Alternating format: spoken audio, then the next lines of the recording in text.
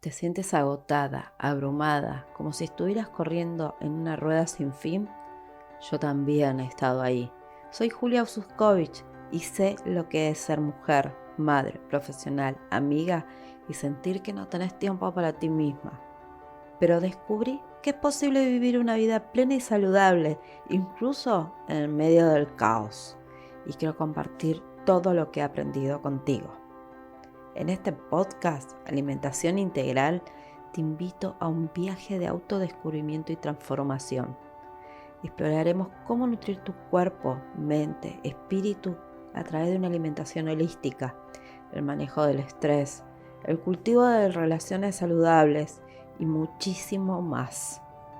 No importa si eres una profesional con poco tiempo o una ama de casa que busca reconectarse consigo misma. Aquí encontrarás herramientas, prácticas, inspiración y una comunidad de mujeres que te entiende. Juntas romperemos el ciclo del agotamiento y descubriremos cómo alimentar cada área de nuestras vidas. ¿Estás lista para empezar este viaje conmigo? Buen día, buenas tardes, buenas noches. Acá en otra nueva edición de este podcast. Y como les venía adelantando, hemos hecho un cambio en los temas que estamos tratando. ¿Por qué? Porque también considero que el conocer y saber cómo manipular los alimentos es también parte de alimentación integral hoy, pero más allá de ser parte, es una información que muchas veces no se sabe y que con algunos cambios muy pequeños y tomas de conciencia podemos cuidarnos a nosotras, a nuestros hijos y a nuestra familia. Entonces, ¿por qué no compartir esta información para que vos sepas cómo manipular los alimentos y cuidarte y cuidar a tu familia? Entonces, sin más preámbulos, primero gracias, infinitamente gracias por estar acá y empezamos con este hermoso podcast. Entonces, soy Julia, tu guía para hacer más fácil eso de cuidar tu cuerpo, tu mente y tu cocina, sin tener que sumar más tareas. Hoy vamos a hablar de algo que no se ve, pero existe, están ahí y puede afectar muchísimo la salud de tu familia y tu salud. Esta vez vamos a estar hablando de una bacteria que son unos bichitos muy pequeños, no los vemos. Las bacterias son muy chiquititas y no podemos verlos, los seres humanos, pero están ahí, existen. Y esta bacteria se llama, perdonen si la digo mal, porque no es mi especialidad decir este tipo de nombres, pero bueno, se llama Escherichia coli o muy conocida como E. coli. Si la escuchaste alguna vez, bueno, presta atención a este podcast porque seguro que te voy a dar un poco más de información y vas a estar entendiendo un montón de cosas de por qué te dicen no hagas esto. ¿Alguna vez te preguntaste si tu forma de guardar o cocinar los alimentos es realmente segura? Muchas veces creemos que con el solo hecho de decir que esté en la heladera alcanza, o en el refrigerador, o en la nevera, como vos la llames. Pero uno cuando cree que está ahí adentro, ya hay un montón de cosas un montón de peligros que se minimizan. Sí, se minimizan, pero no siempre es lo justo y necesario. En los próximos minutos te voy a estar contando qué es el Escherichia coli, dónde se esconde o se encuentra y cómo podemos evitarlo con pequeños gestos que te van a llevar a menos minutos en un día a tomar esa conciencia de qué es lo que puedes hacer para estar mejor y no entrar en riesgos. Entonces, ¿qué es el Escherichia coli? Escherichia coli es un Vamos, estamos acá. Perdón, se me está yendo. Acá. Escherichia coli es una bacteria que vive en los intestinos nuestros, de las personas, de los seres humanos y de los animales. Y hay algunas cepas o algunas cepas que son inofensivas, que no generan prácticamente nada, no pasa nada. Pero hay otras, específicamente una, que no es para nada inofensiva para el ser humano. Este, quizás lo conoces, se suele llamar como el síndrome urémico hemolítico o también muchas veces lo escuchas como el O157H7. Es raro que lo nombren así, pero sí el síndrome urémico hemolítico se suele escuchar cuando hay casos con esta bacteria o este microorganismo. Este puede provocar enfermedades graves como diarrea con sangre, dolor abdominal y en algunos casos fallos renales y sobre todo en niños pequeños y en personas mayores. Son parte de la población que todavía, porque están en desarrollo o porque ya vivieron mucho y su cuerpo está deteriorado, son las partes de la población más sensibles cuando hay una contaminación con este tipo de bacterias. ¿Y dónde se encuentran? ¿Dónde se encuentra? ¿En qué alimentos las puedes encontrar a esta bacteria hermosa que no es para nada inofensiva, especialmente esta cepa? En carne molida, mal cocida. Se suele escuchar mucho casos de E. coli, especialmente en las casas de comida rápida, en los fast food, porque bajo el hecho de cocinarlas muy rápido para que salga el pedido, a veces entra en riesgo algunas cosas. También puede pasar en hamburguesas caseras o compradas. Vamos a ver un poquito más adelante por qué esto. En verduras mal lavadas, en leches o en jugos que no están pasteurizados, en manos sucias después de ir al baño o de tocar animales. Como siempre digo, este podcast es para prevenir, no es para salir corriendo y empezar a alarmarse y tomar medidas extremas de no tener animales, de no tocarlos. Sí, tenés animales, pero tenés cuidado, ten esas precauciones porque son necesarias. ¿Sí? La información está para utilizarla y utilizarla para el beneficio de todos. Por ejemplo, una hamburguesa a punto, nosotros que somos argentinos, es un gran tema, o la carne a punto, que por dentro se ve rojita o jugosita, puede ser un riesgo directo de que haya este tipo de bacteria. ¿Por qué? Porque en ese centro, en el centro donde está todavía rojita, quizás no llegó a la temperatura que tiene que llegar la carne para que esta bacteria sea destruida por el calor. Entonces, a veces es un poco riesgoso si no conocemos el lugar o no sabemos cómo se cocina y qué cuidados tiene el cocinero y la cocina cuando cocina una hamburguesa o esta carne, ¿sí? ¿Y cómo se reproduce? Porque como toda bacteria, se reproduce. Tiene que tener ciertas condiciones, se tiene que cumplir ciertas condiciones para que ésta se reproduzca aún más. La Escherichia coli ama el calor templado. ¿Qué significa, Julia, templado? Que se multiplica entre 7 y 50 grados. Y su temperatura ideal para que estalle, se multiplique en forma exponencial, es 37 grados. Entonces, imagínate lo que puede ser esto.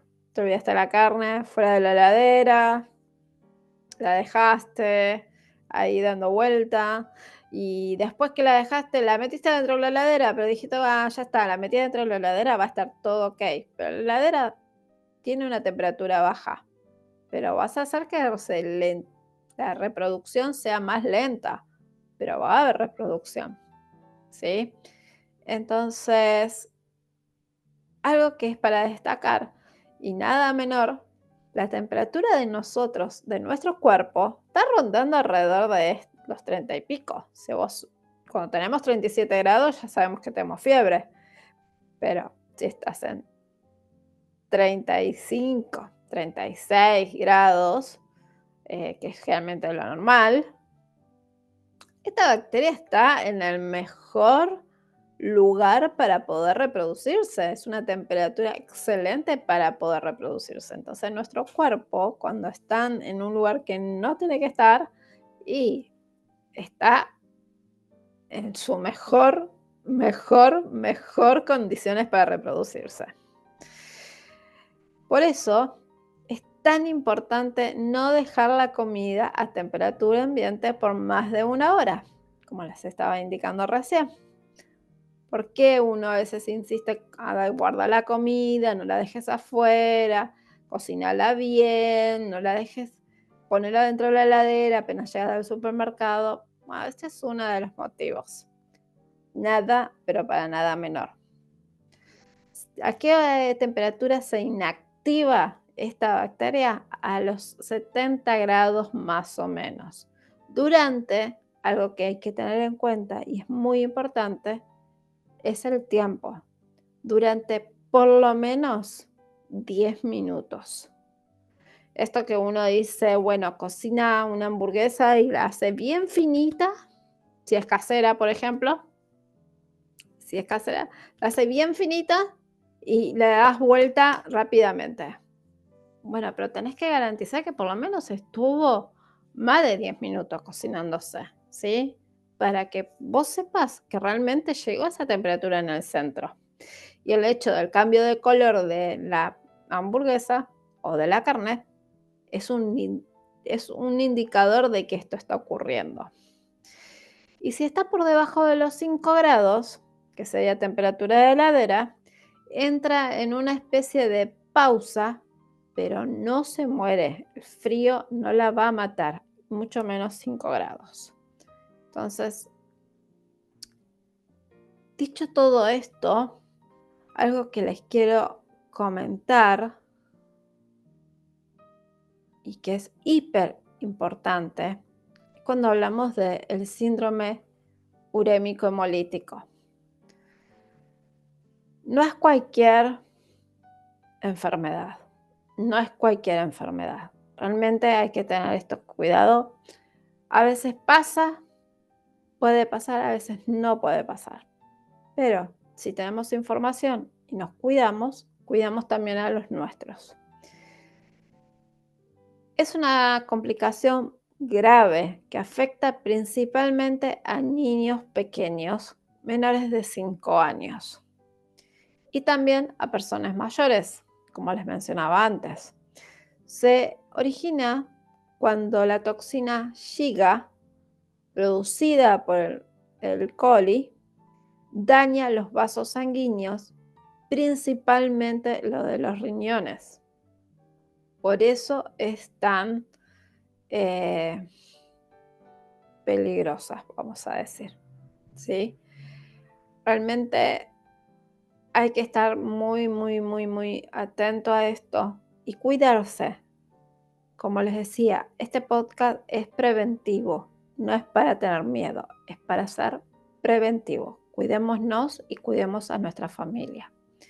Síntomas generales que suele haber cuando un niño o una persona adulta contrae el síndrome urémico hemolítico es diarrea, a menudo con sangre, dolor abdominal fuerte, palidez, disminución de la orina, porque afecta a los riñones, y un cansancio extremo de esto.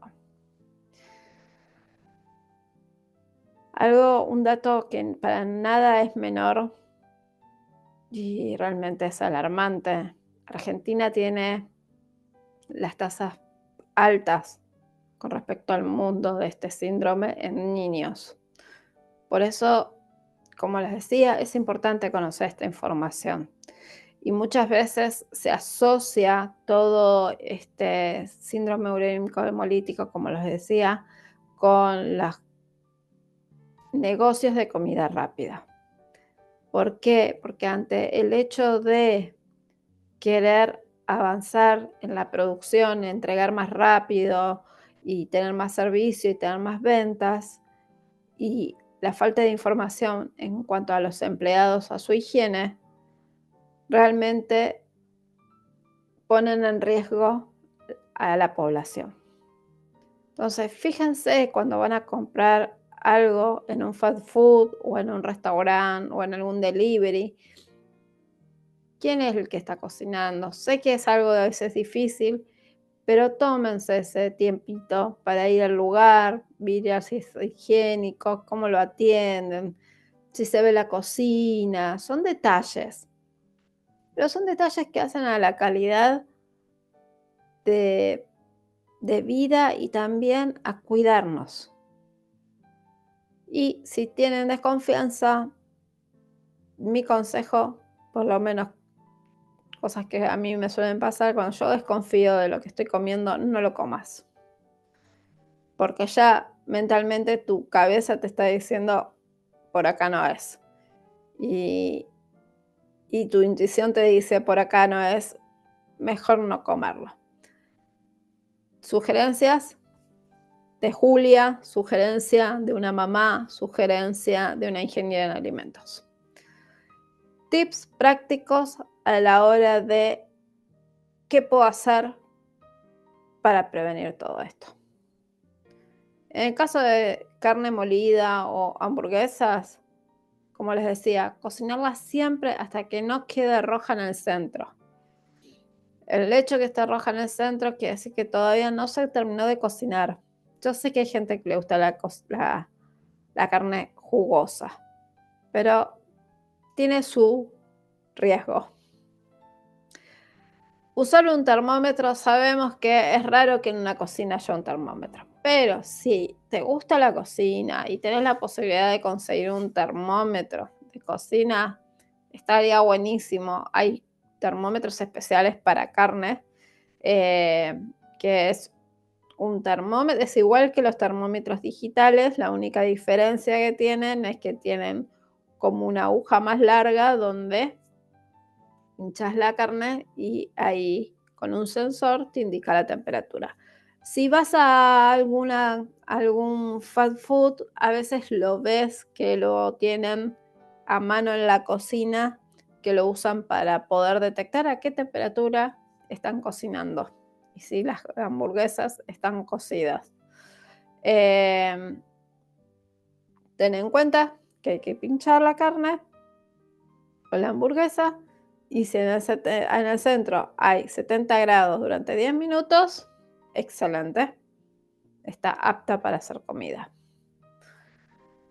Las verduras, lávalas siempre con agua potable. Parece una obviedad, pero muchas veces no lo es. Asegúrate que sea agua potable.